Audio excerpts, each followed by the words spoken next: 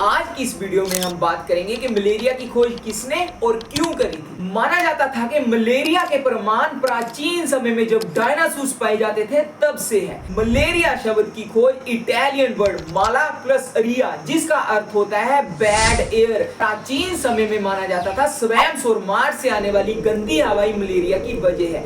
स्वयं सौर मार्च वो ग्राउंड और लैंड होती है जिसपे काफी लंबे समय तक पानी इकट्ठा रहता था। 19th सेंचुरी में जैविनी मारिया लेंसाइसी जो एक इटालियन फिजिशियन थे उनके द्वारा की गई 18th सेंचुरी की रिसर्च जिसमें स्वैपी एरिया और मलेरिया के कनेक्शन को जस्टिफाई किया गया। उसके बाद ही मलेरिया टर्म इस्तेमाल में। अब हम जानते हैं मलेरिया पैरासाइट जिसको हम प्लाज्मोडियम के नाम से जानते हैं उसकी शुरुआत कहां से हुई। 1880 ईस्वी में French army surgeon Charles Louis Alphonse Lebrun ने एक पेशेंट के ब्लड से मलेरिया पैरासाइट की खोज करी जिसके बाद 1907 ईस्वी में उन्हें नोबेल प्राइज भी मिला। सर लेब्रन ने मलेरिया पैरासाइट की खोज तब करी जब वो मिलिट्री हॉस्पिटल कंस्टेंटाइन अल्जीरिया में मिलिट्री डॉक्टर का काम कर रहे थे। लेब्रन ने पेशेंट से कुछ सिम्टम्स ऑब्जर्व करे जैसे चिल्स, फीवर, अनीमिया।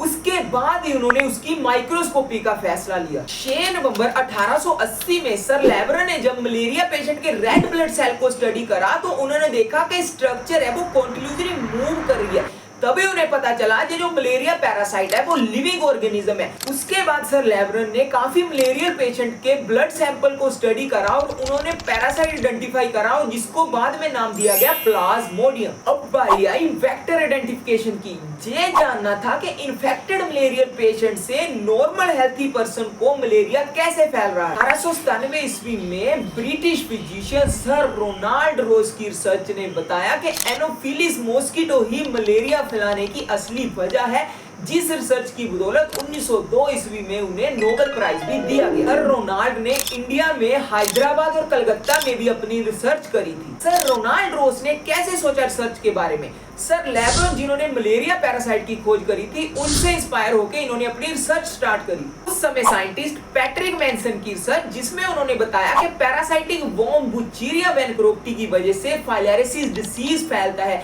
इस खोज ने रोनाल्ड रोस की बहुत ज्यादा हेल्प करी। सर रोनाल्ड रोस ने जब मॉस्किटो का डाइसेक्शन करा तो उन्हें पता चला कि Anopheles species malarial parasite Plasmodium की ग्रोथ हो रही थी पेशेंट के अंदर। रोनाल्ड रोस ने अपनी रिसर्च कंटिन्यू रखी। अब उन्होंने मलेरियल इन्फेक्टेड बर्ड्स के ऊपर जब मॉस्किटो को छोड़ा तो उन्हें मलेरिया का सारा लाइफ साइकिल स्टडी हो गया।